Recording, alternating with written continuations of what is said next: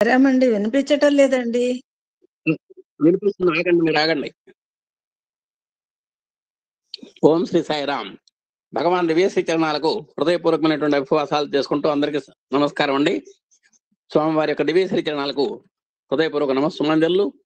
అహం సత్యబోధక చెన్నై దివ్య జ్ఞాన యజ్ఞము శ్రీ సత్యసాయి దివ్య దైనందిన ఆధ్యాత్మిక సత్సంగ వేదిక నేటి విశిష్ట కార్యక్రమము రుద్ర ప్రశ్న, సునిశ్చిత పరిశీలన, సురుచిర పరిశోధన, సులలిత ప్రవచన కర్తలైన మా శ్రీమాన్ డాక్టర్ డిఎస్ శాస్త్రి గారికి స్వామివారి తరఫున, మా అధినేత దంపతుల తరఫున, మన ఆత్మీయ సోదర సోదరిమణుల తరఫున హృదయపూర్వకమైనటువంటి స్వాగతం సుస్వాగతం పలుకుతూ, వారి చేత ఈరోజు మా రుద్ర ప్రశ్నలో ఎన్నో అమోఘమైనటువంటి నిత్య నూతనమైనటువంటి ఎన్నో అంశాలు వారి ప్రవచనంలో రావాలని, మనల్ని అందరినీ అలరించాలని కోరుకుంటూ, మరి స్వామివారికి ప్రార్థిస్తూ, శాస్త్రి గారికి కూడా హృదయపూర్వకమైన నమస్కారాలు అర్పిస్తూ, ఓం శ్రీ సాయిరామ్, జై జై సాయిరామ్. సార్, మీ గ్రంథం సత్యసాయి చరిత్ర దివ్య చరిత్ర పారాయణం అవుతుంది శాస్త్రి గారు. చాలా సంతోషం అండి, విన్నాను. యాక్చువల్లీ అందులో ఆవిడ చెప్పింది కరెక్ట్ గా, అది కూడా క్రాస్ చెక్ చేశాను. త్రయోదశి కాదు, ఇది పొరపాటు. అది తదియ, బహుళ తదియ, స్వామి బర్త్ నాడు తిథి. అది కూడా సరస్వతి గారు అడిగితే చెప్పాను, చూసి చెప్పాను. అది యాజ్ ఇట్ ఈస్. చాలా సంతోషం. ఒకసారి discuss doing very slowly sir, ఎందుకంటే కొంచెం కొత్త కొత్త అంశాలు ఉన్నాయి కనుక not hurry up, doing leisurely at our convenience. అసలు ఇందులో ఫాస్ట్నెస్ అక్కర్లేదండి. ఎందుకంటే ఒక ఇంపార్టెంట్ పాయింట్ ఏంటంటే, రుద్రంలో కానీ వేద మంత్రాలు కానీ ఇవన్నీ వీటిల్లో స్వామికి సంబంధించింది ఏదైనా సరే ఎంత స్లోగా మనసులో దాన్ని చర్చించుకుంటూ మనం చేసేటట్టయితే దానివల్ల అంత ఎక్కువ ఉపయోగం ఉంటుంది. యాక్చువల్గా ఇప్పుడు సపోజ్ రుద్ర పారాయణ బదులు, లేదు రుద్ర అభిషేకం బదులు మనం ఒక మంత్రాన్ని తీసుకుని చర్చించుకుంటున్నాం. ఇప్పుడు ఈ చర్చ హోమం చేసిన దానికన్నా కూడా చాలా విశేషం. ఎందుకంటే ఇది భావనోపనిషత్తు అని ఒక ఉపనిషత్తు ఉన్నది. ఆ ఉపనిషత్తు కేవలం భావనాపరమైనటువంటి భావనా శక్తితో ఎంతటి మహత్తరమైనటువంటి ఉత్తమ ఫలితాలు పొందారో మహానుభావులైనారో ఆ వివరాలన్నీ మనకు అందులో రహస్యాలుగా తెలుస్తాయి. అంటే ఆధ్యాత్మిక రహస్యాల్లో ఒకటి ఏమిటంటే, భవానీ భావన గమ్య భవారణ్య కుఠారిక, లేదు ఇప్పుడు భవనామాన్ని గురించే మనం ఇంత చెప్పుకుంటున్నాం. భావనతోనే విశ్వం అంతా వచ్చింది కాబట్టి ఆ భావపరమైనటువంటి ఉదాత్త భావంతోనే మనం భగవంతుణ్ణి పొందగలగాలి అనేది ఉద్దేశం. అందుకని చర్చ, దాన్ని స్లోగా చెప్పుకోవటం, అంతరార్థం తెలుసుకోవటం అది ఎక్కువ విశేషం. అది విశ్లేషణాత్మకంగా అవుతుంది. Excellent, what you are doing is right. ఇప్పుడు లేకపోతే ఫర్ ఎగ్జాంపుల్ ఈ మంత్రాలు ఉన్నాయి, ఇప్పుడు చెప్పుకుంటున్నాం 7 అనువాకంలో మంత్రాలు. 7 అనువాకం మొత్తాన్ని అందులో ఉన్న 16 మంత్రాలని 2-3 నిమిషాల్లో చెప్పుకోవచ్చు. ఇప్పుడు మనకి ఒక్కొక్క మంత్రమే దాదాపు కొన్ని గంటలు పడుతోంది. ఎందుకు? చూడటానికి చాలా సింపుల్ అయిన విషయాలు ఏమిటి అందులో. ఇప్పుడు మనం చెప్పుకుంటున్నాం, ప్రజెంట్గా చెప్పుకుంటున్న మంత్రమే కనుక ఒకసారి మీరు గుర్తు చేసుకునేటట్టయితే, దోవలన్నాం, తర్వాత కాట్య, నీప్య, సూద్య, సరస్య, నాద్య, వైసంత, కూప్య, వట్య, వర్ష, అవర్ష్య. ఇదే మంత్రంలో ఉన్న మాటలు. కాట్యాయచ నీప్యాయచ, సూద్యాయచ సరస్యాయచ, నాద్యాయచ వైసంతాయచ, కూప్యాయచ వట్యాయచ, వర్షాయచ అవర్షాయచ. ఏమన్నమాట? ఇందులో దాదాపు 8 రకాల మట్టి నీళ్లు కాంబినేషన్ చెప్తున్నారు.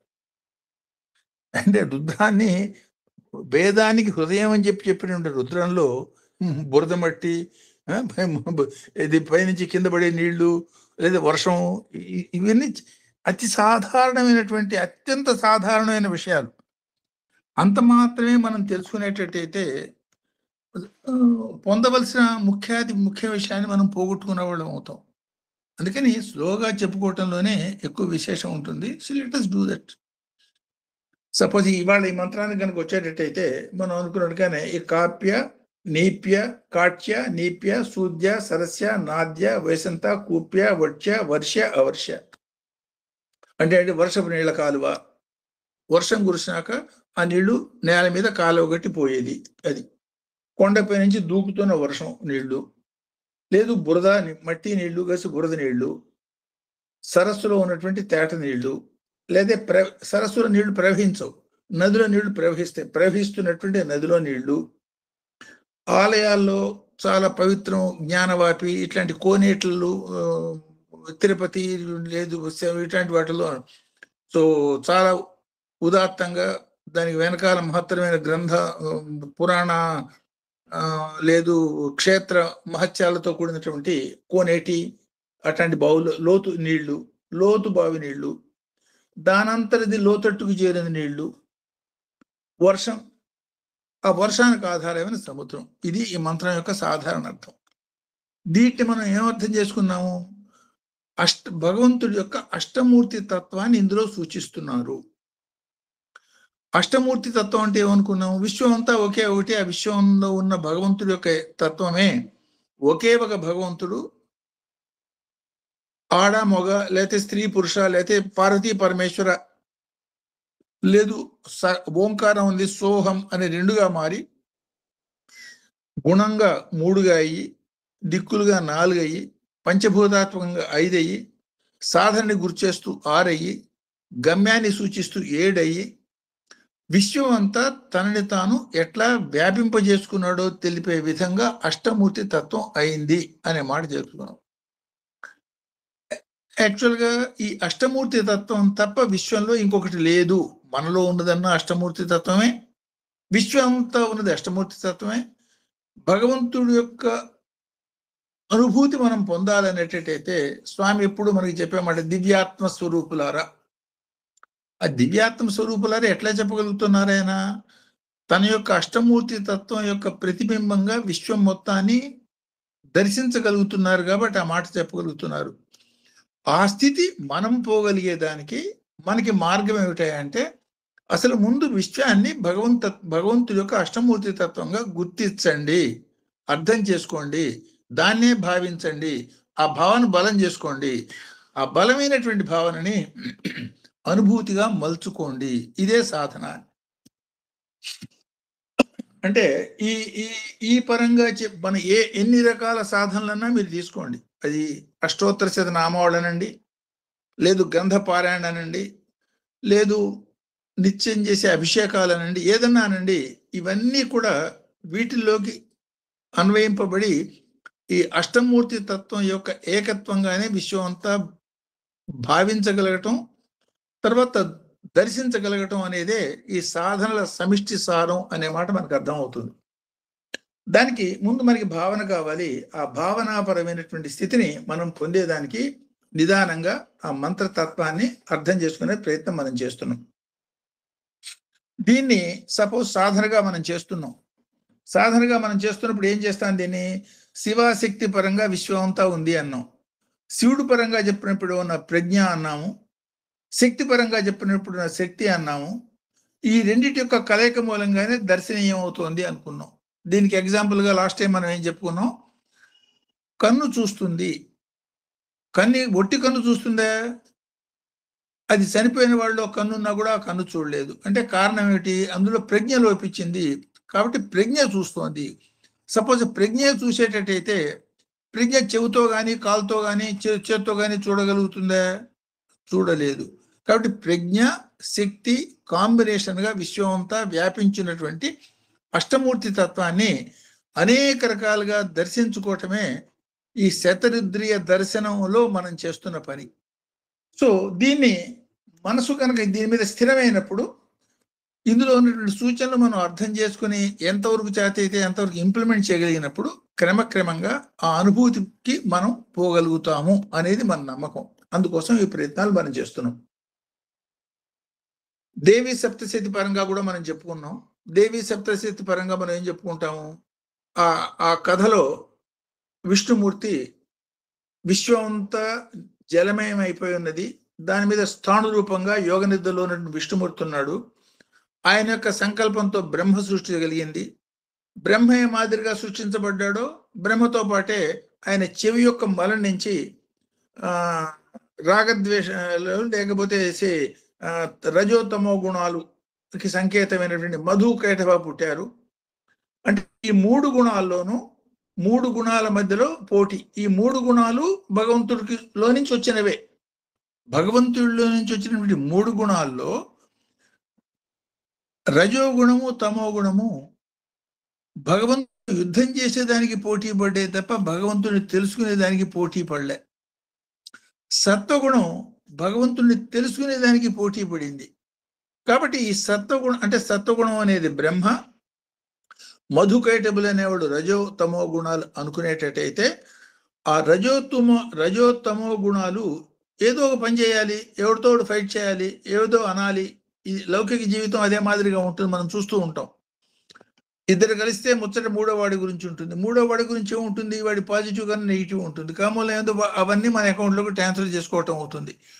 ఇట్లా ఈ రజోత్తమో గుణాల యొక్క మిశ్రమంగా ఉన్నటువంటి ప్రపంచంలో మనం ఉంటున్నప్పుడు ఈ ప్రపంచంలో ఉంటూ ఈ ప్రపంచానికి అంటకుండా ప్రపంచాతీతమైనటువంటి భగవతత్వాన్ని ఎట్లా పొందాలి అన్న సంకేతాన్ని ఈ బురద నీళ్లు, అంటే బురద నీళ్ళు అనేటువంటి మట్టి నీళ్లు కలిస్తేనే బురద వస్తుంది.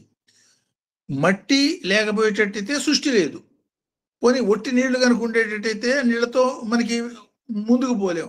కాబట్టి మట్టి నీళ్లు సంయోగంతో విశ్వం అంతా తనని తాను అష్టమూర్తి తత్వంగా ఎట్లా వ్యాప్తి చేసుకున్నారు అనే సూచనని సూచితంగా ఇండికేట్ చేస్తూ ఈ మంత్రాలు, ఈ 4 మంత్రాలు మనకి ఇండికేట్ చేస్తున్నాయి అనేది మనకు దృఢమైనప్పుడు ఈ కాంబినేషన్స్లో సాధనాపరంగా వీటిని ఎట్లా అన్వయించుకోవచ్చు అన్న వివరాలు ఇందులో మనం చెప్పుకుందాం. కిందటిసారి ఈ అష్టమూర్తి తత్వాన్నే శక్తిపరంగా అష్టమూర్తి తత్వం ఏమిటి, శివపరంగా అష్టమూర్తి తత్వం ఏమిటి, సూర్యపరంగా అష్టమూర్తి తత్వం ఏమిటి, మన శరీరంలో అష్టమూర్తి తత్వం ఏమిటి, విశ్వంలో అష్టమూర్తి తత్వం, ఇవన్నీ మనం చెప్పుకున్నాం. సో ఈ ఎంటైర్ ప్రయత్నం అంతా ఏమిటి? బియ్యపు గింజ పొట్టుతో కలిస్తే వడ్ల గింజ అయిపోయింది. వడ్ల గింజ పొట్టు కనుక తీసేస్తే బియ్యపు గింజ అయిపోయింది. బియ్యపు గింజ అనేది భగవంతుడు, పొట్టు అనేది ప్రపంచము, లేకపోతే మాయ, లేకపోతే అనేక రకాల గుణాలు, ఇవన్నీ కనుక అనుకునేటట్టయితే ఎంటైర్ ప్రయత్నం ఏమిటంటే బియ్యపు గింజని నాశనం చేసే ప్రయత్నం కాదు, ఆ బియ్యపు గింజ మీదన్న పొట్టు తీసేసే ప్రయత్నం. పొట్టు తీసేస్తే పొట్టు తీసిన వడ్ల గింజ బియ్యపు గింజ భగవంతుడు. అంటే పొట్టు మాయ నుంచి తప్పుకున్న మానవుడు భగవంతుడు అయిపోతాడు. దీన్నే స్వామి చాలా సింపుల్గా man minus mind is God అన్నారు. ఏదో చాలా ఈజియెస్ట్ ఈక్వెస్ట్, చూడటానికి అంతకన్నా ఎంత తేలిగ్గా అరటిపండు చేతిలో పెట్టి, కానీ ఆచరణాత్మకం అది అత్యంత కష్టము. దాన్ని ఎట్లా సాధించాలి అన్న వివరాల్ని స్వామి చెప్పిన ఒక చిన్న సూత్రం, man minus mind is God, దాన్ని అనుభవంలోకి తెచ్చుకునే దానికి ఎట్లా చేయాలి అనే వివరాల్ని ఈ సప్తమానవాక మంత్రాలు మనకి చెప్తున్నట్టుగా మనం అర్థం చేసుకోవచ్చు. సో దీనిలో చిట్ట చివరికి వర్షం అన్నారు. ఆ వర్షానికి ఆధారమైన సముద్రం అన్నారు. వర్షం అంటే దాని మీఢుషే అనే మాటని, అనుగ్రహ వర్షము అనే మాటని భగవంతుడి పరంగా మనం ఎప్పుడు తెలుసుకుంటూ ఉంటాం. స్వామి ఇచ్చేప్పుడు ఎప్పుడన్నా గుర్తు చూడండి, 1 బరు చేత్తో గుప్పెడు తీసి విసురుతారు. అంటే అది అనుగ్రహ వర్షంలాగా ఉంటుంది. మనకి ఎంతవరకు అర్హత ఉన్నదో అర్హత వరకే ఇచ్చి వదిలిపెట్టే తత్వం కాక అర్హతకి మించి మనకు అందించే ఒక లక్షణాన్ని స్వామి యొక్క అనుగ్రహ వర్షంలో మనం చూస్తూ ఉంటాం. అంటే భగవంతుడి యొక్క అష్టమూర్తి తత్వాన్ని విశ్వం అంతా చూడగలిగిన వాడే సరైనటువంటి సేవకుడు కాగలుగుతాడు, సరైనటువంటి సత్సంగం చేయగలుగుతాడు, సరైన విధానం, సరైనటువంటి భర్త లేదా సరైన భార్య కాగలుగుతాడు, అదే సరైనటువంటి సామాజిక వ్యక్తి కాగలుగుతాడు. ఈ ప్రయత్నం అంతా కూడా మనని మనం ఉద్దీపింపజేసుకునేదానికి, అంటే మనలో ఉన్నటువంటి దైవ లక్షణాన్ని పెంచుకునేదానికి చేసే ప్రయత్నంగా దీన్ని మనం భావించవచ్చు. సో ఈ ప్రయత్నంలో భగవంతుడి యొక్క అనుగ్రహ వర్షం ఎవరి మీద అయితే కురుస్తుందో వాళ్ళు ముద్రా సహితమైనటువంటి, సముద్ర అంటే ఏమిటి? సహముద్ర ఇది ముద్ర. ఆ చెలియలు కట్ట దాటి నీళ్లు బయటికి రావు. దానిలో అనుక్షణం కొన్ని లక్షల కోట్ల లీటర్ల నీళ్లు కలుస్తూనే ఉంటాయి. సపోజ్ మనం గ్లాసు నిండా నీళ్లు పోసాం, గ్లాసు నిండా నీళ్లు పోసినాక ఒక బొట్టు నీళ్లు ఎక్కువ పడేటట్టయితే ఆ గ్లాసులోంచి బయటికి పొల్లిపోతాయి అవి. సముద్రంలో అనుక్షణం కోటాను కోట్ల లీటర్ల నీళ్లు నదుల నుంచి కలుస్తున్నా సముద్రం ఎందుకు పొంగిపోవటం లేదు? అది సహజంగా తనకి తానుగా ఏర్పరచుకున్న నియమాలే ఆ చెలీల కట్ట, దాన్ని సహముద్ర, తనకి తాను ఏర్పరచుకున్న నియమాలు, అది సముద్ర. అట్లా ఈ వివరాలతో ఈ జ్ఞానంతో ఏ వ్యక్తి అయితే తనకి తాను సమాజపరమైన, శారీరకపరమైన, మానసిక పరమైన ఈ నియమాలన్నీ నియమించుకుని, ఆ నియమాలు విధించుకుని, ఆ నియమయుతమైనటువంటి నియమయుత జ్ఞాన సముపార్జన జీవితాన్ని ఎవడైతే గడుపుతాడో వాడి మీద ఆ భగవంతుడి యొక్క అనుగ్రహ వర్షం పడుతుంది. అనుగ్రహ వర్షం పడ్డప్పుడు వాడు సహముద్ర అనే సముద్ర స్థితి, ఆ సముద్ర లోతుల్లో ఉన్నటువంటి ప్రశాంత స్థితిని సహజంగా పొందగలుగుతాడు. దానికోసం చేసే ప్రయత్నంగా ఈ సాధనాపరమైనటువంటి అన్వయాల్ని, అంటే అది పారాయణ కావచ్చు, లేదు భజన కావచ్చు, లేదు నామ సంకీర్తన కావచ్చు, లేదు యజ్ఞం కావచ్చు, హోమం కావచ్చు, లేదు జస్ట్ జపం కావచ్చు, వీటన్నిటి యొక్క అంతరార్థం ఇదేను అని తెలుసుకొని మనం చేసేటట్టయితే ఎక్కువ ఫలితం మనకు వచ్చే అవకాశం ఉంటుంది. సో ఒక యాంగిల్ మనం ఈ చెప్పుకున్న యాంగిల్ కాకుండా రెండొక యాంగిల్ కనెక్టెడ్ టు ఈ 8 రకాల మట్టి నీళ్లు సంబంధమైనటువంటి ఈ నామాలకి ఇంకొక యాంగిల్లో నీటి పరంగా నీరు, సంస్కృతి, భారతీయత, భారతీయ సంస్కృతికి విశేషం, దానికి నీటికి ఉన్న ప్రాధాన్యం, ఈ నీళ్ళని మన వేద ఋషులు ఎట్లా అర్థం చేసుకున్నారు అన్న పరమైనటువంటి వివరాల్ని ఈ రెండో విశ్లేషణలో మనం ఇవాళ చెప్పుకుందాం. సో వేద సమాజం అంటే నాటి శాస్త్రీయ సమాజం, అంటే ఆధ్యాత్మిక శాస్త్రీయత ఇది. ఆ సమాజం మానవ జీవితంలో నీటిని, యాక్చువల్గా సాధారణమైన జీవులన్నీ మీరు చూడండి, సాధారణ జీవులు నీటిని వాడుకునే దానికి రెండే వాటి ఉపయోగాలు. వాటి యొక్క శారీరక అవసరాలు తీర్చడం, దాహాన్ని తీర్చడం, లేదు స్నానానికి, శుద్ధికి వాటికి ఉపయోగించుకోవటం. కానీ వేద ఋషులు ఈ నీటి యొక్క ప్రత్యేకతని, దీని తత్వాన్ని, దీని యొక్క లక్షణాలని పూర్తిగా స్టడీ చేసి అర్థం చేసుకున్న తర్వాత దీని యొక్క శక్తిని అనేక రకాలుగా వాళ్ళ జీవితాల్లో ఉపయోగించుకోవడమే కాకుండా సమాజానికి ఆ యాంగిల్స్లో ఈ నీటిని ఎట్లా ఉపయోగించుకోవాలో చెప్పినటువంటి విషయాల్ని ఇవాళ మనం చెప్పుకుందాం. భారతీయ సంస్కృతిని గురించి పెద్దలు ఒక మాట చెప్తారు. దీని యొక్క గొప్పతనానికి రెండు కారణాలు. ఒకటి సంస్కృతం, అంటే వాళ్ళు మాట్లాడే భాష ఆనాడు. 2 సంస్కృతి, అంటే ఏ విషయాన్నైనా సరే చాలా కూలంకషంగా, చాలా లోతుగా అధ్యయనం చేసి దాన్ని వాళ్ళ తమ జీవితంలో అనుభవంలోకి తెచ్చుకునే దానికి వాళ్ళు చేసే ప్రయత్నం, ఆ తీవ్రమైన కృషి. అందువల్ల ఏ పని చేస్తున్నా సరే ఎంత ఉదాత్తంగా ఆ పని చేయగలుగుతారో అంత ఉదాత్తంగా ఆ పని చేసేదానికి వాళ్ళు చేసే ప్రయత్నం వాళ్ళ యొక్క సంస్కృతిలో గోచరిస్తూ ఉంటుంది. కాబట్టి వాళ్ళు మాట్లాడే భాష ఆ పర్ఫెక్షన్స్ కనపడుతుంది. వాళ్ళు చేస్తున్న ప్రతి చిన్న పనిలో కూడా ఈ లక్షణం కనపడుతుంది. ఈ 2 లక్షణాల మూలంగా భారతీయ సంస్కృతి విశ్వ సంస్కృతుల్లో గొప్పదైంది అనే మాటని పెద్దవాళ్ళు చెప్తారు. యా సంస్కృతం, యా సంస్కృతి. ఈ సంస్కృతం, సంస్కృతుల మూలంగా భారతీయతకి గుర్తింపు వచ్చింది. వాటిని మనం పోగొట్టుకోవటం మూలంగా మనకి ఇవాళ ప్రపంచంలో ఉన్నటువంటి వివిధ భిన్న సంస్కృతుల్లో ఉన్నటువంటి లోపాలు మనం ఎట్లా ఆక్రమిస్తున్నాయో ఇవాళ మనం చూస్తున్నాం. ఇవాళ వెస్టర్న్ కంట్రీస్లో కానీ మిగతా దేశాల్లోనే అనేక రకాల శారీరక పరమైనటువంటి ఆకర్షణలు మనని ఎక్కువ ప్రలోభ పెట్టేదానికి శక్తివంతమై ఉన్నాయి. ఇవే ప్రలోభాలు వెనక రోజుల్లో ఒక 200, 300, 400 సంవత్సరాల క్రితం కనుక చూసేటట్టయితే ఆనాడు ఇవన్నీ ఉన్నాయి. వాళ్ళు ఎందుకు దీనివల్ల ప్రలోభపడలేదు? ఈ రెండిటి యొక్క తారతమ్యాన్ని తెలుసుకునే జ్ఞానం వాళ్ళలో ఎక్కువగా ఉండటం మూలంగా ఇది తాత్కాలిక క్షణిక సుఖం, ఇది దీనికన్నా ఉత్తమ సుఖం కోసం నేను ప్రయత్నం చేస్తున్నాను అనే స్థిరమైనటువంటి బుద్ధి వాళ్ళలో ఉండటం మూలంగా దీనివైపు వాళ్ళు ఆకర్షింపబడలే. అంతే తప్ప కాలంలో పెద్ద తేడా లేదు. ఈ సంస్కృతుల్లో అంటే మన మనసు కనుక బలహీనపడి బృహత్తరమైనటువంటి వాటికి మనం పట్టుదల పట్టి చేసి సాధించే ఓపిక లేనప్పుడు అల్ప సుఖాల వెంట మనసు పడుతుంది. కాబట్టి ఆ విషయంలో జాగ్రత్త ఉండండి అనే సంకేతాన్ని ఈ మట్టి నీళ్లు పరమైనటువంటి 8 రూపాల పరంగా అష్టమూర్తి తత్వం నుండి భగవంతుడి యొక్క తత్వం మనకి ఇందులో ఇండికేట్ చేస్తుంది అని మనం భావించవచ్చు.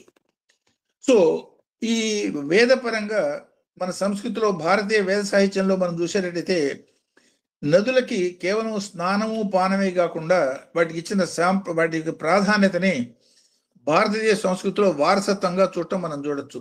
సరస్వతి గంగా నదుల పరంగా ఋగ్వేదం మనకి చెప్పే మాట పురాణయోకం సఖ్యం శివం వా యువోర్నర ద్రవిణం జాహ్నవ్యాం ఉరు కక్షేన గాంగ్యా.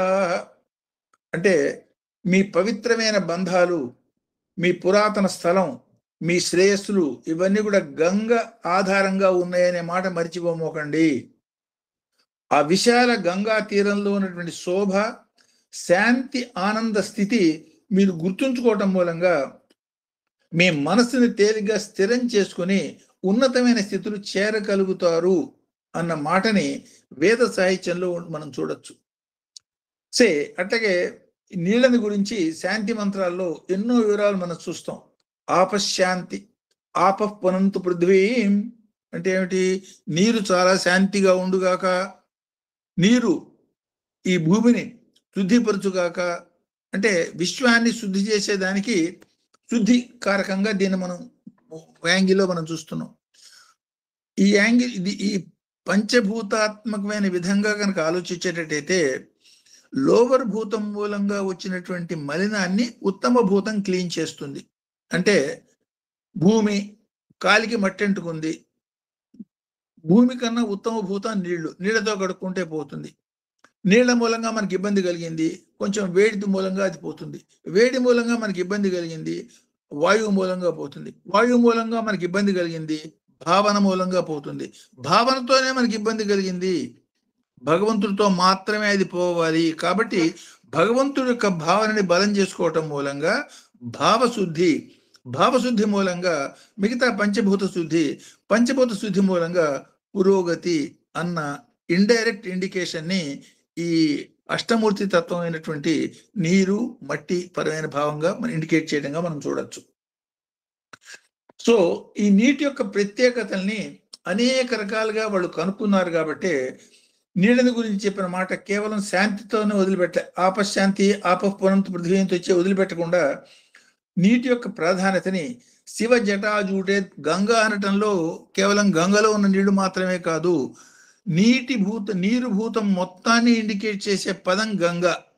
గోదావరిని కూడా గంగే అంటాం, కృష్ణని కూడా గంగే అంటాం, మన గ్లాసులో నీళ్ళది కూడా గంగే అంటాం. మన ఆ భావన గంగా అనటంలో జలభూతానికి సంబంధించిన వరుణతత్వానికి సంబంధించిన మొత్తాన్ని మనం ఇండికేట్ చేస్తున్నది అంటే ఒకటి ముందు అర్థం చేసుకోవాలి. సో ఈ గంగని గురించి మనకి చెప్పే మాటలు చూస్తే గంగని గురించి గంగా శివ జటాజూటోద్భవేత్ గంగ అనటమే కాకుండా భారతీయ తత్వవేత్తలు గంగని గురించి చెప్పిన మంత్రపరమైన మాటలు గంగని గురించి చూస్తే గంగా చలిత శక్త్యాత్మకం జీవ తృప్త్యాత్మకం గంగే గంగాంబికే స్వాహ. అంటే అది చలిస్తున్న శక్తి స్వరూపమా, సమస్త జీవులకి తృప్తికి కారణభూతమైన గంగా పరమేశ్వరి, అట్లాంటి నీకు సుష్టుగా నేను నమస్కరిస్తున్నాను, సుష్టుగా నేను ఆహ్వానిస్తున్నాను అన్న మంత్రభావాన్ని మనం చూడొచ్చు. అంటే ఈ మాట చెప్పడంలో అర్థం ఏమిటంటే కేవలం నీరున్న సృష్టి ఉండదు, కేవలం భూమి లేకపోయినా సృష్టి కుదరదు. అంటే ఇన్ని రకాల వైరుధ్యాలు కుదరవు నీళ్లలో. కాబట్టి నీరు భూమి కాంబినేషన్ కావాలి, ఈ కాంబినేషన్లో సృష్టి ఉండాలి. ఈ పుట్టిన సృష్టి ఆ నీళ్లతోనూ భూమితోనూ ఆగిపోకుండా హయ్యర్ లెవెల్స్కి పోయి పంచభూతాల్లో ఆకాశ ధ్యానం తర్వాత ఆకాశానికి అతీతమైనటువంటి పరమాత్మ, ఆ మహత్తుకు అతీతమైన మహత్తర తత్వాన్ని పొందేదానికి కారణభూతంగా దీన్ని తీసుకుని ఆ పని చేయాలి అన్న సంకేతాన్ని దీనిలో మనం చూడొచ్చు. సో దీనికోసం ఈ నీరు మట్టి కాంబినేషన్లో ఆ నీటి యొక్క ప్రత్యేకతని వేద శాస్త్రజ్ఞులు కనుక్కున్న విధానం, వాళ్ళ యొక్క విధి విధానాలు మనం కొంచెం డిస్కస్ చేసేటట్టయితే, అంటే సైంటిఫిక్ గా ఒక యాంగిల్లో సైంటిఫిక్ గాను, ఇంకొక యాంగిల్లో వేద శాస్త్ర పరిజ్ఞానం ప్రకారం ఈ నీటి యొక్క తత్వాన్ని ఇట్లా మనం చూడొచ్చు. సాధారణమైనటువంటి పదార్థాల ధర్మం మనం చూసేటట్టయితే, సాధారణ ధర్మం ఏమిటి? అన్నిటికన్నా తేలికైన స్థితి వాయు స్థితి. 3 రకాల స్థితులు ఉంటాయని, ఘన పదార్థం, ద్రవ పదార్థం, వాయు పదార్థం. వాయు పదార్థం అనేది చాలా తేలిక బయటికి వెళ్ళిపోతుంది. దానికన్నా ఘనమైన స్థితి ఏమిటి అంటే, ఆ వాయువు ద్రవీకరించేటది ద్రవ పదార్థంగా మారుతుంది. అది ఇంకా కనుక శక్తి కనుక పోగొట్టుకునేటైతే ఘన పదార్థంగా మారుతుంది. సో ఈ వాయువు నుంచి ద్రవస్థితి, ద్రవస్థితి నుంచి ఘనస్థితి అనేది సాధారణ స్థితి. ఇదే స్థితి కనుక ఉండేటట్టయితే, అంటే నీటికి ఉన్న ప్రత్యేకత చూడండి. నీటికి ఉన్న ప్రత్యేకత ఏమిటి? సపోజ్ ఇదే రూల్ కనుక నీరు కూడా అప్లై చేసేటట్టయితే, నీళ్లు ఘనీభవించినప్పుడు మంచుగడ్డ అయిపోతుంది. మంచుగడ్డ అయితే 0 degrees. ఆ 0 degrees దగ్గర మొత్తం ఘనీభవించి ఈ సముద్రాల్లో ఉన్న చేపలు గిపలు మొత్తం చచ్చిపోవాలి. కానీ దీనిలో ప్రత్యేకత, ఎప్పుడైతే నీళ్లు 4 degrees సెంటిగ్రేడ్కి వచ్చేస్తుందో, 4 degrees సెంటిగ్రేడ్కి వచ్చేటప్పుడు నీటి యొక్క సాంద్రత పెరుగుతుంది.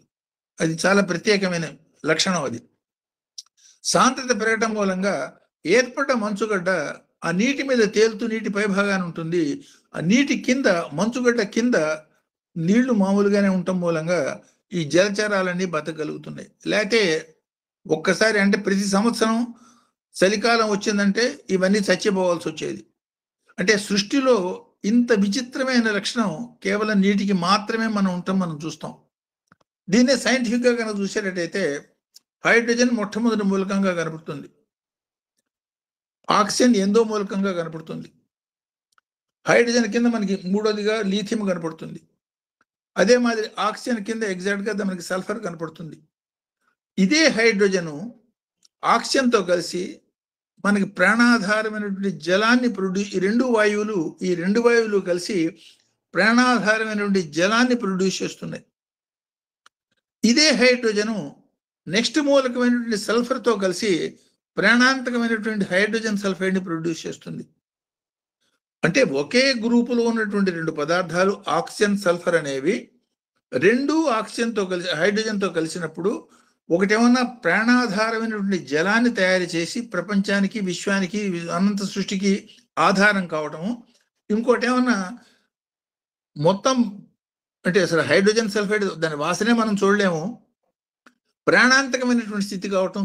అంటే ఒకే సృష్టిలో నుండి వైరుధ్యం, అఘోర తత్వాల యొక్క తత్వం ఎంత క్రిస్టల్ క్లియర్ గా, స్పష్టంగా, తీవ్రంగా ఉంటుంది అనే భావం కూడా దీనిలో మనం ఒకసారి గుర్తు చేసుకోవచ్చు.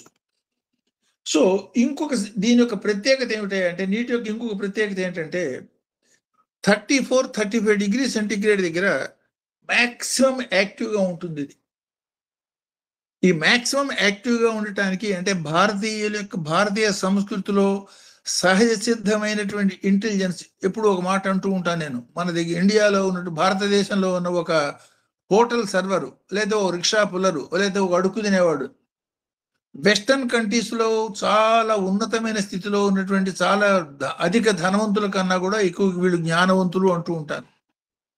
ఒక బిచ్చగాడిని మనం పలకరిస్తే, ఏమిటా ఎందుకు బిచ్చం ఎత్తుకుంటూ నా కర్మ నాయన అంటాడు. ఈ కర్మ అనే మాట వెస్టర్న్ కంట్రీస్లో వాడి నోటం పెడితే రావాలంటే కొన్ని జన్మలు పడుతుంది వాడికి.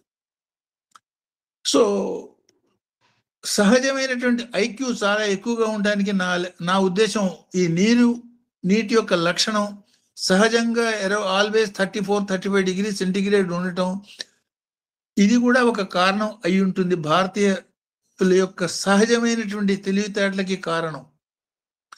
తెలివితేటలు అనేది అంతటితోనే సరిపోదు. అంటే ఆక్సిజన్, సల్ఫర్ ఎగ్జాంపుల్ ఇందాక చెప్పినట్టుగానే తెలివితేటలతో పాటు దానికి సరైనటువంటి డైరెక్షను, సద్వినియోగం అనేది మోస్ట్ ఇంపార్టెంట్. ఆ రెండూ కలిసినప్పుడు మాత్రమే అది మన పురోగతికి కారణం అవుతుంది. అదే తెలివితేట దుర్వినియోగం చేసినప్పుడు కొండ మీద నుంచి కింద పడ్డట్టుగా మరణానికి కూడా కారణం అవుతుంది. కాబట్టి తెలివితేటలు సహజంగా ఉన్నటువంటి జాతి భారతీయ జాతి.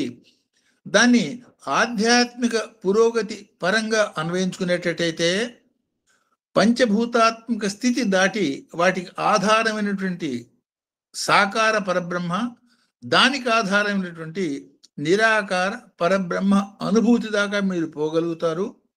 లేదు దీన్ని ప్రాపంచికంగా వాడారనేటట్టయితే పునరపి జన్మం పునరపి మరణం ఆ సైకిల్లో ఇరుక్కుంటారు అన్న సంకేతాన్ని కూడా ఈ 8 నామాల క్రమంలో మనం చూడొచ్చు. నీటి యొక్క ఇంకొక ప్రధానమైన లక్ష్యం ఏంటంటే నీటిని ఆధారంగా చేసుకొని ఆమ్ల క్షారత్వాలు మనం నిర్ణయిస్తూ ఉంటాం. అంటే నీటి యొక్క pH కన్నా ఎక్కువ pH ఉంటే అది క్షారం, తక్కువ pH కనుక ఉండేటట్టయితే అది ఆమ్లం. ఆమ్లమైనా ప్రమాదమే, ఎసిడిక్ నేచర్. క్షారమైనా ప్రమాదమే, అది బేసిక్ నేచర్. ఈ 2 లక్షణాలు కాకుండా రెండింటినీ తనలో కలుపుకునే సమలక్షణాన్ని కలిగినటువంటి ఒక ప్రత్యేకత, సమత్వం అనే ఒక ప్రత్యేకత నీళ్లలో ఉండటం మనకి ఇండికేషన్ ఏంటంటే ఆధ్యాత్మిక స్థితిగా దీన్ని అన్వయం చేసుకున్నప్పుడు ప్రపంచం అంతా ఘోరాల మిశ్రంగా ఉంటుంది, మంచి చెడుల మిశ్రమంగా ఉంటుంది. ఈ మంచి చెడులకి అతీతంగా ఈ రెండింటి సమత్వానికి మీరు ఇండికేట్ చేసే విధానాన్ని ఈ నీరు మనకి ఇండికేట్ చేయటంగా, సాధనాపరమైన ఇండికేట్ చేయటంగా దీన్ని మనం అన్వయం చేసుకోవచ్చు. సో అట్లాగే జీవి యొక్క అవసరాలు తీర్చడానికి నీటి కన్నా ఉత్తమోత్తమైనటువంటి ద్రవ పదార్థం సృష్టిలో ఇంకొకటి లేదు అనేది కూడా నిర్ధారణగా మనం చెప్పచ్చు. సో ఈ ప్రత్యేకమైనటువంటి లక్షణాలు ఎప్పుడైతే అర్థం చేసుకున్నారో 1వ అనువాకం ఒక్కసారి మీరు గుర్తు చేసుకున్నట్టయితే 1వ అనువాకంలో 4వ మంత్రం 5వ మంత్రం గౌతమ మహర్షి ఆయనని వీళ్ళు ప్రలోభపెట్టి ఆయన పాపం చేశాడనే నమ్మకం ఆయన కలిగించి తద్వారా తపస్సు చేసి గంగని తెప్పించేదానికి ప్రయత్నం చేయటం ఆ పరంగా కూడా మనం చూడొచ్చు. అర్థం చేసుకునేటైతే నీటి యొక్క తత్వాన్ని అర్థం చేసుకుని సమస్తమైన పాపాల్ని తాపాల్ని నాశనం చేసే శక్తి దానికి ఉన్నది. సో అన్న భావన నీళ్ళలో అక్కడితో ఆగిపోకుండా ఇంకా ముందుకు పురోగతి పొందటంగా ఈ పంచభూతాత్మకంగా దీన్ని మనం అర్థం చేసుకోవచ్చు.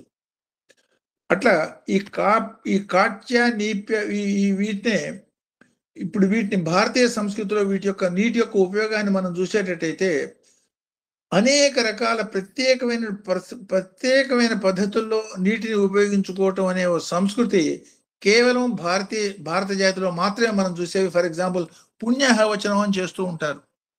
ఒక కొత్త ఇంట్లో మనం ప్రవేశించాం, లేదు కొత్తగా ఒక కార్యక్రమం చేయబోతున్నాం, పుట్టపర్తి సాక్షాత్ స్వామి ఉన్నారు, అంతకన్నా పవిత్రమైంది ఇంకొకటి లేదు, అయినా సరే ఒక పుణ్యకార్యం చేయించేటప్పుడు ఏం చేస్తారు, ముందు పుణ్యవచనం చేస్తారు. ఏమిటి ఆ పుణ్యవచనం అర్థం? పుణ్యత్వాన్ని ఆవాహన చేసే వచనం. అంటే ఏమిటి పుణ్యం అంటే పరోపకారాయ పుణ్యాయ, అంటే త్యాగభావనకి వృద్ధి పొందే విధానమైనటువంటి శబ్ద పరంపర వేదాల్లో ఏదైతే ఉన్నాయో ఆ మాదిరి ఆ వేద వాంగ్మయాన్ని, అంటే ఆ మాదిరి తరంగాల్ని, ఆ మాదిరి శబ్ద తరంగాల్ని వ్యాపింపచేసే విధానంగా ఆ మంత్రాల్ని అక్కడ పఠించడం. అంటే మంత్రాలు లేదు శబ్దాల యొక్క శక్తిని నీరు గ్రహించగలుగుతుంది అనే భావన మనకు ఉండటం మూలంగా నీటిలోకి ఆ శబ్ద శక్తిని ప్రవేశపెట్టి ఆ నీటి ద్వారా పునీతం చేయటం అనే ఓ ప్రక్రియ మనం చూస్తూ ఉంటాం. సపోజ్ మీలో చాలా మందికి అనుభవం అయి ఉంటుంది. వేద పురుష సప్తాహ యజ్ఞం చేశారు, లేదు ఇంకొక మహత్తరమైన కార్యం చేశారు, లేదు అఖండమైనటువంటి అభిషేక కార్యక్రమం చేశారు. స్వామి ఫిజికల్ గా ఉన్నప్పుడు స్వామి సాక్షాత్ భగవంతుడు, ఆయన సంకల్పాన్ని మించింది లేదు. అయినా సరే నీటిని తీసి మనందరి మీద స్వామి స్వయంగా జల్లే ఒక ప్రక్రియ మన కళ్ళతో మనం చూసాం, అనుభవించాం. ఏమిటిది? దాని యొక్క తత్వాన్ని అర్థం చేసుకుని మీ పురోగతి దాన్ని ఆధారం చేసుకోండి అనే ఇండికేషన్ని సాక్షాత్ భగవంతుడే మనకి చెప్పటంగా దాన్ని అర్థం చేసుకోవచ్చు. అట్లాగే ఈ వేద పండితులు వీళ్ళంతా కూడా పుణ్యహవచన సందర్భంలో దాని దర్భల్ని తీసుకుంటారు, ఆ దర్భలను కుంచెలాగా చేస్తారు. ఈ వేద మంత్రాల యొక్క శక్తిని తమలో నిక్షిప్తం చేసుకున్నటువంటి నీటిని ఆ దర్భతో ముంచి ఇట్లా అందరి మీద జల్లుతారు. సో దాన్నే పుణ్యాహవాచన ప్రక్రియ అంటారు. అంటే పుణ్యతత్వాన్ని ఆ తరంగాన్ని ఆహ్వానిస్తున్నాము, అంటే చెడును బయటికి పంపిస్తున్నాము. నెగిటివిటీని దూరం చేసుకోవటం, పాజిటివిటీని ఇన్వైట్ చేయటం అనే ప్రక్రియకి నీటిని ఒక సాధనగా వాడుకోవటం అనేది, శాపం ఇవ్వాలన్నా నీళ్లే, వరం ఇవ్వాలన్నా నీళ్లే, ఈ ఋషుల చేతిలో కమండలం, ఈ అన్నిటి యొక్క సంకేతం కూడా నీటి యొక్క తత్వాన్ని, శక్తిని అర్థం చేసుకుని దాని యొక్క సంపూర్ణ సద్వినియోగం వాళ్ళు చేస్తూ మనకి ఎట్లా చేసుకోవాలి సాధారణ జీవితంలో అని ఇండికేట్ చేస్తున్న విధానాన్ని ఈ మంత్రాలు మనకి ఇండికేట్ చేస్తున్నట్టుగా అర్థం చేసుకోవచ్చు. అట్లాగే మంగళ స్నానం చేస్తారు, రోజు చేసే స్నానం నిత్య స్నానం. ఈ మంగళ స్నానం ప్రత్యేకమైన కార్యక్రమం. ఒక రాజుగారు ఆయన పట్టాభిషిక్తుడు అవుతున్నాడు, ఆనాడు రోజు చేసే స్నానం కాదు, ప్రత్యేకమైన మంగళ స్నానం ఉంటుంది. లేదు పెళ్లి కొడుకుని చేసాం, లేదా పెళ్లి కూతురుని చేసాం మన నిత్య జీవితాల్లో. ఈ మంగళ స్నానంలో ప్రత్యేకత భావపరమైనటువంటి, అంటే పవిత్రమైనటువంటి భావాలతో, శబ్దాలతో నీటిని ప్రోక్షించి, అంటే నీటిని పవిత్రీకరించి దాంతో వాటి చేత స్నానం చేయించటం, అనేక నదుల్లోంచి నీళ్లు పట్టుకురావటం, అనేక రకాల పుణ్య కార్యక్రమాలు చేయటం, వీటిని ఆ నీళ్ళని శక్తివంతం చేయటం, దాంతో స్నానం చేయించటం అనే ఒక ప్రక్రియని ప్రపంచంలో ఏ దేశంలో లేని ప్రక్రియని భారతదేశంలో మనం నీళ్ల పరంగా మనం చూడొచ్చు. అట్లాగే అవభృత స్నానం అనే పేరు మీరు వినుంటారు. అవభృత స్నానం అంటే ఏమిటి?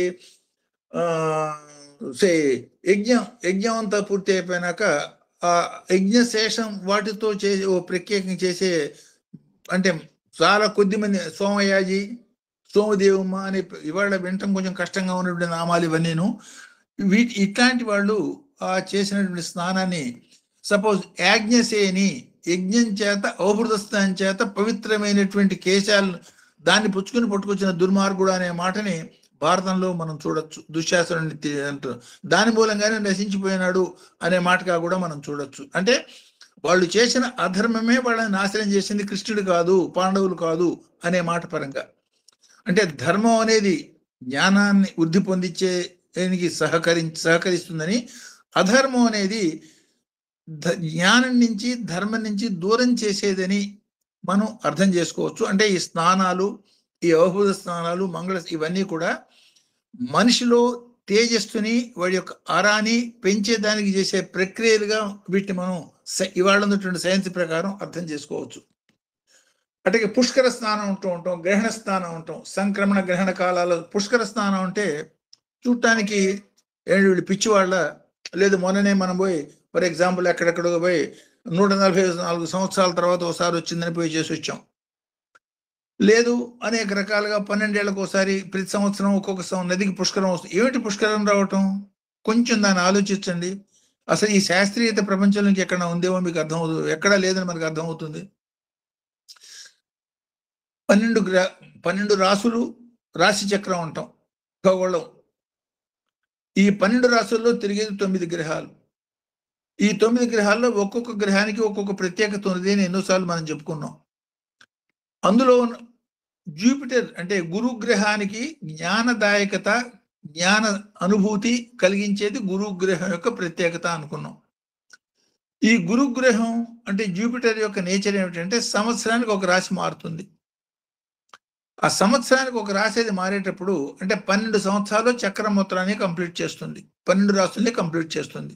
దాన్నే సంవత్సరం అన్నారు. ఒక రాశి నుంచి ఇంకొక రాశికి వచ్చినప్పుడు ఈ అంటే టార్చ్ లైట్ మనం చేతిలో పుచ్చుకొని కొంచెం పైకి లేదా కొంచెం కిందికి వేసినప్పుడు దాని కాంతి ఫోకస్ మారి వేరు డైరెక్షన్స్ లో పట్టడం అనేది మనకు అనుభవం. అదే మాదిరిగా ఈ భూమి యొక్క తిరగటం, గ్రహం యొక్క కలయిక తిరగటం, ఈ తిరగటాల్లో ఈ గ్రహం యొక్క జ్యోతిర్మయమైనటువంటి శక్తి ఏ పర్టికులర్ ఏరియాలో పడుతుందో ఆ ఏరియా సంవత్సరానికి ఒకసారి ప్రధానమైనటువంటి మార్పుకి గురి అవుతుంది. అంటే రాశి మారింది కాబట్టి దానికి యాంగిల్ మారింది కాబట్టి ఎక్కడ ఫోకసింగ్ లైట్ ఎక్కడ ఫోకస్ అవుతుందో ఆ ఫోకసింగ్ ఏరియా మారింది. ఈ మారిన ఏరియాని వేద శాస్త్రజ్ఞులు అర్థం చేసుకుని ఆ మారిన ఏరియాలో ఉన్నటువంటి నీళ్లు అంటే నదీ జలాలు ముఖ్యంగా అంటే జీవనది జలాలు అంటే సంవత్సరం పొడుగుతా ప్రవహించే నదులు ఉన్నటువంటి ఏవైతే ఆ ప్రదేశంలో ఉన్నాయో వాటన్నిటికీ పుష్కరం వచ్చింది అనే పేరు పెట్టారు. పుష్కరం అంటే ఏమిటి? పుష్కలత్వాన్ని ఇచ్చేది పుష్కరం అంటే పూర్ణమైనటువంటి శక్తిని ఆ నీళ్లు జూపిటర్ నుంచి ఆ శక్తిని గ్రహించాయి. ఎవరైతే ఆనాడు ఆ భావంతో స్నానం చేశారో వాళ్ళు ఆ శక్తిని వాళ్ళు పొందుతారు అనేది భావన. సపోజ్ మురికి నీళ్ళలో మనం స్నానం చేశాం, మురికి నీళ్ళలో స్నానం చేసినప్పుడు ఆ మురికి వాసన మనం ఎట్లా పొందుతామో, శుద్ధ నీళ్ళలో స్నానం చేసాం దాని యొక్క క్లీన్లీనెస్ ఎట్లా పొందుతామో, ఈ రెండిటికి అతీతమైనటువంటి ఆధ్యాత్మిక శక్తిని ఆ నీళ్లు గ్రహించి ఉన్నాయి కాబట్టి ఆ గ్రహించిన శక్తిని మనం పొందేదానికి చేసే ప్రయత్నాన్నే పుష్కర స్నానం అన్నారు. ఈ పుష్కర స్నానాన్ని ఇంకెక్కడ ఈ కాన్సెప్ట్ మనకు కనపడదు భారతదేశంలో తప్ప. అంటే మిగతా దేశాల్లో నదులు లేవా, మిగతా దేశాల్లో మనుషులు లేరా? ఆ భావన, ఆ శాస్త్రీయ దృక్పథం, ఆ లోతు ఆలోచన వాళ్ళలో లేకపోవటం, మనలో కలగటం అనేది మాత్రమే ఇందులో మనం అర్థం చేసుకోవాలి. సో ఈ పుష్కర స్నాన పరంగా నీటిని వాడుకోవటం అనే ఓ ప్రక్రియ ఆ మాదిరిగా అర్థం చేసుకోవచ్చు మనం. అదే మాదిరి సంక్రమణ స్నానం అంటాం. ఈ సంక్రమణ స్నానం అంటే ఏమిటి? గ్రహణానికి పట్టబోయే ముందు, గ్రహణానికి వెళ్ళబోయే ముందు. ఈ గ్రహణానికి కూడా ప్రత్యేకత ఏమిటి? 9 గ్రహాలు అనుకున్నాం మనం. ఈ 9 గ్రహాల్లో 2 గ్రహాలకి చాలా ప్రత్యేకత ఉన్నది. ఈ 2 గ్రహాలు ఏమిటి అంటే ఒకటి రవి, ఇంకోటి చంద్రుడు. ఒకటి ఆత్మపరమైంది, ఇంకోటి మనోపరమైంది. ఈ రెండింటి యొక్క సంతులనం మూలంగా అష్టమూర్తుల్లో కూడా 2 మూర్తులు, ఒకటి రవికి సంబంధించింది, ఒకటి చంద్రుడికి సంబంధించింది. సో మూడోది ఆత్మకి సంబంధించింది. ఈ 3 పోతే మిగతా 5 పంచభూతాలే. కాబట్టి ఈ మూడిటికి యొక్క, ఈ రెండిటి యొక్క లక్షణాలు ఆత్మ మీద చాలా ప్రభావం చూపించే లక్షణాలు ఉన్నాయి. కాబట్టి గ్రహాల్లో వీటి ప్రత్యేకత కనుక చూసేటట్టయితే రవి గ్రహం కానీ చంద్రగ్రహం కానీ వీటికి ముందుకు పోవటమే తప్ప వెనక్కి నడవటం అనే ప్రక్రియ ఉండదు. మిగతా గ్రహాలన్నిటికీ అంటే మొత్తం గ్రహాలు 7, 9 గ్రహాల్లో 7 ప్రధానమైన గ్రహాలు. 7 గ్రహాల్లో సూర్యచంద్రులు మాత్రం సదా ముందుకే పోతారు తప్ప ఎప్పుడు వెనక్కి రారు. మిగతా 5 గ్రహాలు ఇంక్లూడింగ్ గురుగ్రహం అండ్ శని గ్రహం ఇవి వెనక్కి ముందుకి నడిచే లక్షణాలు కలిగి ఉంటాయి. కేవలం ముందుకు మాత్రమే పోయే లక్షణం ఎగ్జిబిట్ చేసే రెండిటికి సంబంధించి వాటి కేవలం వెనక్కి మాత్రమే పోయే 2 గ్రహాలు ఛాయాగ్రహాలు రాహుకేతువులు. అవి ఎప్పుడు వెనక్కే తిరుగుతూ ఉంటాయి. ఈ రవిచంద్రుడు ఎప్పుడు ముందుకే పోతూ ఉంటాయి. మిగతా 5 మాత్రం వెనక్కి ముందుకి తిరుగుతూ ఉంటాయి. ఇది గ్రహాల యొక్క ప్రత్యేకత. కాబట్టి సదా ముందు చూపుతో పోతున్నటువంటి రవి చంద్రుల మార్గంలో అంటే ఈ 8 రకాల నీళ్లకి ముందు మనం చెప్పుకునేటువంటి మార్గాలు అనుకున్నాం. కొన్ని రాజమార్గాలు, కొన్ని కాలి మార్గాలు, కాలిబాటలు అనుకున్నాం. మార్గాలంటే కేవలం నడకల రోడ్డు మీద ఉన్న మార్గాలే కాదు, అనేక రకాల మార్గాలు, జ్ఞాన మార్గాలు, అనేక రకమైన మనో మార్గాలు, ఛాయా మార్గాలు, జ్యోతిర్మయ మార్గాలు. సో ఆ మార్గాల్లో ఈ సూర్యచంద్ర పరంగా ఈ సూర్యచంద్రుల ప్రయాణానికి అడ్డంకి కలిగించే విధానంగా రాహుకేతులు మార్గాన్ని కనుక బ్లాక్ చేసిన స్థితిలో వచ్చే కాలాన్ని సంక్రమణ కాలము లేకపోతే గ్రహణ కాలము అన్నారు. సో ఇట్లాంటి కాలంలో సూర్యచంద్రులు మనలో ఉన్నటువంటి ఆత్మకి, మైండ్కి సంకేతం కాబట్టి ఆ పరమైనటువంటి కాలాన్ని మనోనాశనానికి, ఆత్మ ఉద్దీపనకి ఉపయోగించుకోవటం అనే ప్రక్రియ కేవలం భారతదేశంలో మాత్రమే చూస్తాం. ముందు సంకల్పానుసారంగా స్నానం చేయటం, అయిపోయినాక సంకల్పానుసారంగా స్నానం చేయటం అనే సంక్రమణ స్నాన విధానాన్ని, సంకల్పయుత స్నాన విధానాన్ని కేవలం భారతీయ సంస్కృతిలో మాత్రమే మనం చూస్తాం. ఒకటి సంకల్పయుత స్నానం, ఇంకోటి సంక్రమణ సందర్భంలో చేసే స్నానం. నిత్యం చేసే స్నానంలో కూడా సంకల్పయుతంగా స్నానం చేసేవాళ్ళు చాలా మంది ఉంటారు. సంకల్పయుతంగా స్నానం చేసేప్పుడు ఏమవుతుంది? మామూలు వాడికి వీడికి తేడా ఏమిటి? ఒంటి మురికి ఇద్దరికి వదులుతుంది. సంకల్పయుతంగా స్నానం చేసిన వాడికి ఆ మనసులో ఉన్న భావపరమైనటువంటి మురికి కూడా కొంత వదులుతుంది. వీడికి శరీరం మురికి మురికి మాత్రమే వదులుతుంది. ఇది తేడా.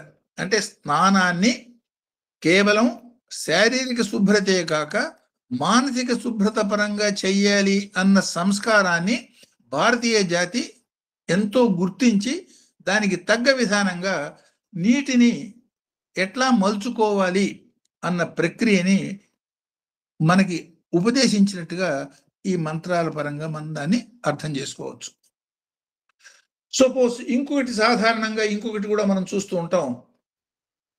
ఏదో మైల అంటూ ముట్టం, స్నానం చేయటం. ఈ అంటరానితనం అనే దాన్ని ఒక అంటరాని విధానంగా మన ఎత్తిన బలవంతాన్ని రుద్దారు. అది దానిలో ఉన్నటువంటి శాస్త్రీయ దృక్పథాన్ని అర్థం చేసుకోకుండా దాని యొక్క సామాజిక కట్టుబాటు కింద కొంతమందిని వీళ్ళు ముట్టుకోవటం లేదు కాబట్టి వాళ్ళంతా పనికిరాని వాళ్ళు లో క్యాస్ట్ వాళ్ళు అంటే అజ్ఞానం పేరుకుపోయినప్పుడు ఇట్లాంటి భావాలు మనకు కలుగుతాయి. సో దానిలో ఉన్నటువంటి శాస్త్రీయత కనుక మనం చూసేటట్టయితే 2 రకాల వైబ్రేషన్స్ మనం చూస్తున్నాం. పొగలంటున్నాం, రాత్రి అంటున్నాం ఒకే కాలాన్ని. మరి పొగలకి రాత్రికి అబ్సల్యూట్ ఆపోజిట్ క్వాలిటీస్ ఉన్నాయి. ఈ పొగలు రాత్రి కలిసిన దాన్ని సైంటిఫిక్ గా చూసినప్పుడు బ్లాక్ అండ్ వైట్ సర్కిల్స్ గా తిరిగే ఎక్స్పెరిమెంట్ బిఎస్సి ఫస్ట్ ఇయర్లోనూ ఇంటర్మీడియట్లోనూ చేస్తూ ఉంటాం. ఇది ఫిజిక్స్ లో ఎక్స్పెరిమెంట్. దానిలో ఏమిటి, ఒక బ్లాక్ ఒక వైట్, ఒక బ్లాక్ వైట్ వృత్తాలుగా మనకి ఆ ఎక్స్పెరిమెంట్ లో మన ఫిజిక్స్ ఎక్స్పెరిమెంట్ లో మనకు కనపడతాయి. సో అంటే 2 రకాల వైబ్రేషన్స్ ప్రధానంగా మనకు కనపడుతున్నాయని, ఒకటి ఏమన్నా పాజిటివ్ వైబ్రేషన్, ఇంకోటి నెగిటివ్ వైబ్రేషన్ కన్నా అనుకునేటట్టయితే పాజిటివ్ వైబ్రెంట్ మూడ్లో ఉన్నటువంటి స్థితి లేకపోతే బతుకుతున్నటువంటి స్థితిలో నెగిటివ్ వైబ్రెంట్ మూడ్ ఉన్నటువంటి వాటిని దూరంగా ఉంచడం అనే దాన్ని మడి అన్నారు. ఆ ప్రయత్నానికి చేసే ముందు చేసేదానాన్ని మడికి చేస్తున్నటువంటి స్నానం అన్నారు. అంటే వాళ్ళ యొక్క శాస్త్రీయత ఎంతవరకు అంటే నీటిలో ఉన్నటువంటి శక్తిని గ్రహించడమే కాకుండా నేల మీద పండిన పంటగా ఈ వస్త్రము, ఈ దారము, ఈ గుడ్డలు వీటిల్లో కూడా ఈ శక్తిని ఈ శక్తిని వాటిలో కేంద్రీకరించుకోగలిగిన శక్తి వాటికి ఉన్నది కాబట్టి అట్లాంటి చెప్పేది వినపడుతుందా మీకు? Okay sir, okay sir. Okay, ఏం లేదు, ఎందుకంటే సడన్ గా ఏదో ఫోన్ వచ్చింది, దాంతో ఐ థింక్ ఇది గాట్ డిస్టర్బ్డ్. ఓకే, అంటే 2 రకాల వైబ్రేషన్స్ మనకి ప్రధానంగా కనపడుతున్నప్పుడు, ఒకటి పాజిటివ్ అండ్ నెగిటివ్ వైబ్రేషన్స్ కనపడుతున్నప్పుడు నెగిటివ్ వైబ్రెంట్ సిచ్యుయేషన్స్ నుంచి వాళ్ళని వాళ్ళు దూరంగా ఉంచుకునేదని చేసిన ప్రయత్నాన్ని మడి అన్నారు. దాన్ని ఈ మడి అనే దాన్ని అంటరానితనంగా ముద్ర వేశారు భారతీయ సంస్కృతి మీద. ఈ మడి అనే పదంలో సొంత పిల్లల్ని కూడా ఆ పర్టికులర్ టైంలో వాళ్ళు ముట్టుకోనిరు. అంటే వాళ్ళు అంటరాని వాళ్ళని కాదు, వాళ్ళు చేస్తున్న పనికి ఈ పిల్లలు ఉన్నటువంటి మానసిక శారీరక స్థితి దగ్గరికి తీసుకునేదానికి తగ్గది కాదు అనే భావన.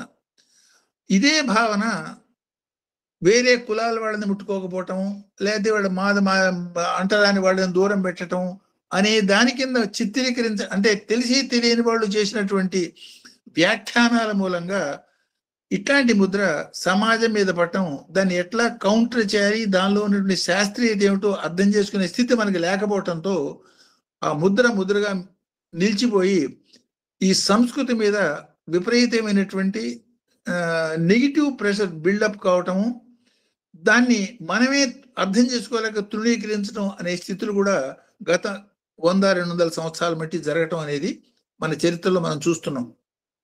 అంటే వీటి యొక్క సహజమైనటువంటి శాస్త్రీయమైనటువంటి అవగాహన ముఖ్యం అనే మాటని దాన్ని అర్థం చేసుకుని దాని పరంగా మనని మనం పురోగమ దృక్పథంలో తీసుకుపోవటం అనే తత్వాన్ని ఈ మంత్రాలు మనకి ఇండికేట్ చేస్తే అనుకోవచ్చు.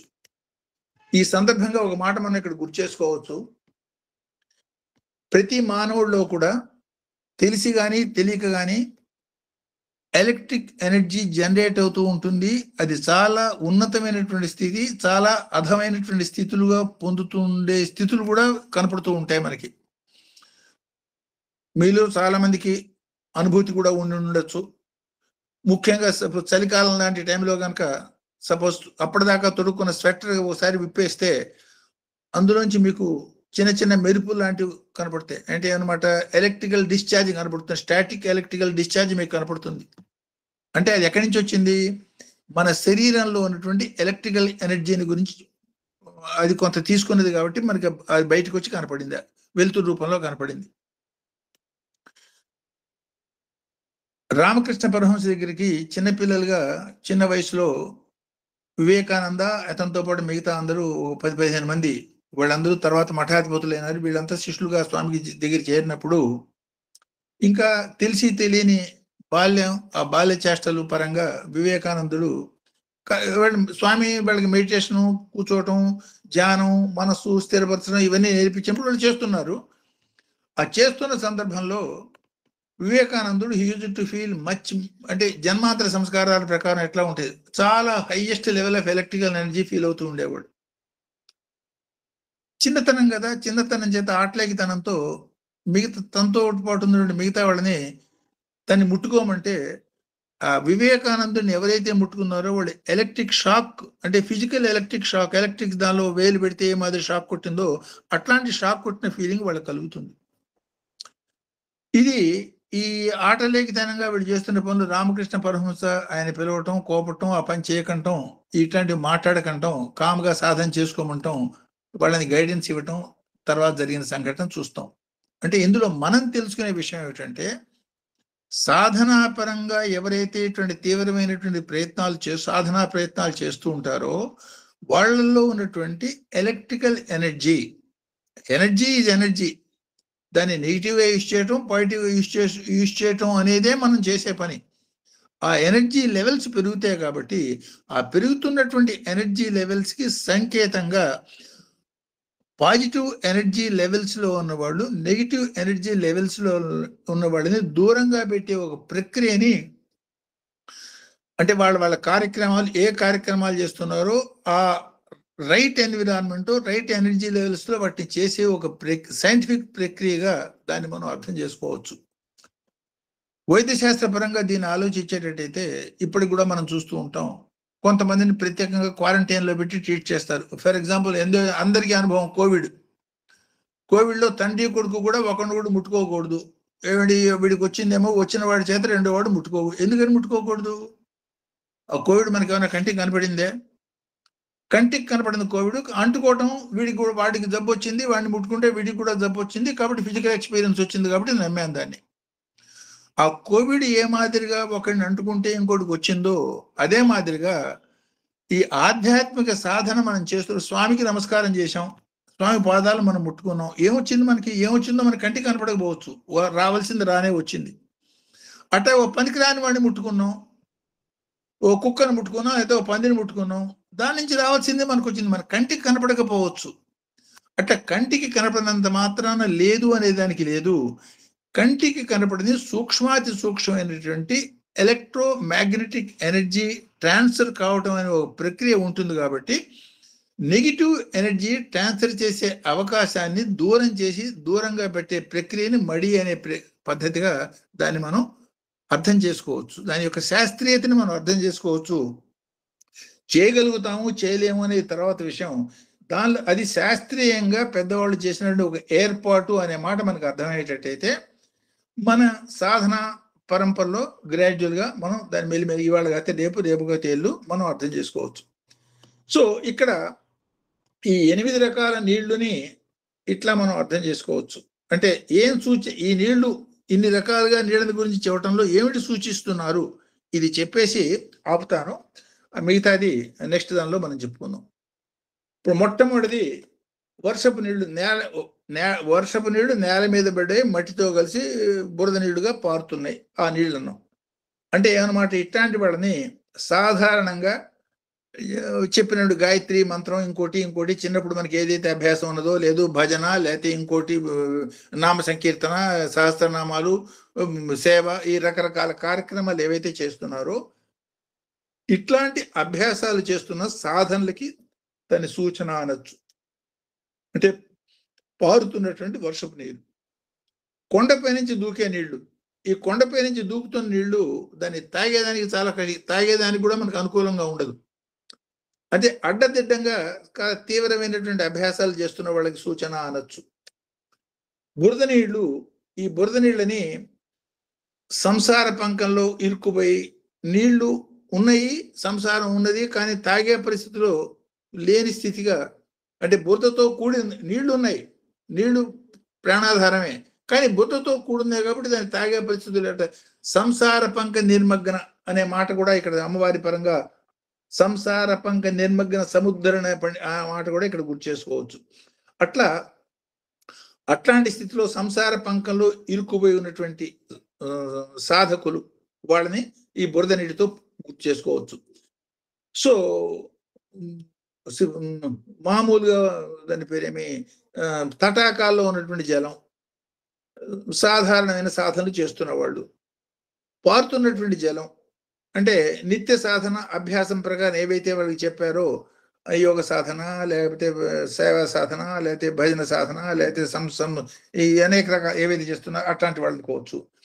ఆలయాల్లోనూ తటాకాల్లోనూ వాటిల్లో ఉన్నటువంటి ప్రత్యేకమైన జలం అంటే కొన్ని ఋషి ప్రోక్త సాంప్రదాయాల్లో సాధనా పనులు, నేను ఫలాన్ని సాధన చేస్తున్నాను, నేను క్రియాయోగం చేస్తున్నాను, లేదు నేను ఫలాని వాట్ యు కాల్ దట్ ఇంకేదో మెడిటేషన్ చేస్తున్నాను, లేదు నేను స్కై మెడిటేషన్, పిరమిడ్, రకరకాల కొత్త పేర్లు ఇవాళ మనం వింటూ ఉంటాం. అట్లా ఒక పర్టికులర్ మార్గాన్ని ఎంచుకుని ఆ మార్గంలో సాధన చేసేవాళ్ళని ఆ ఆలయాలు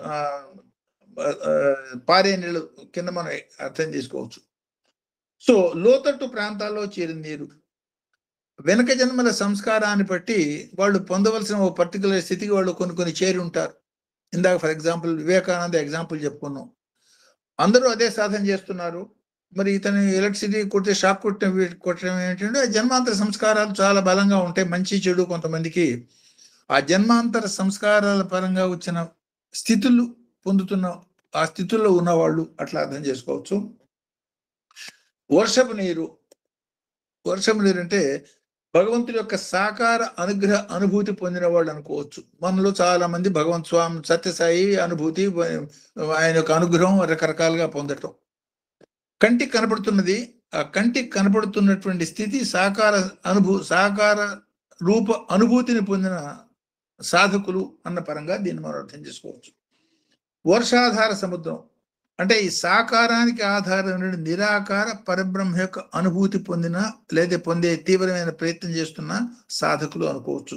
ఇట్లా 8 రకాల సాధకుల్ని ఇండైరెక్ట్ గా ఈ 8 రకాల మట్టి నీళ్లు కలిసినటువంటి స్థితి మనకి ఇండికేట్ చేస్తున్నది అన్నగా మనం అనుకోవచ్చు.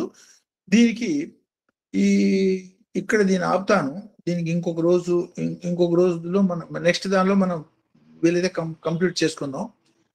సో ఈ యాంగిల్లో ఇవాళ మనం డిస్కస్ చేసిన పాయింట్స్ లో ఏదైనా సందేహాలు కానీ లేదా ఫర్దర్ ఎలాబరేషన్ ఏదైనా చెప్పదు ఏదైనా ఉందంటే those points you can discuss. I just stop it here. So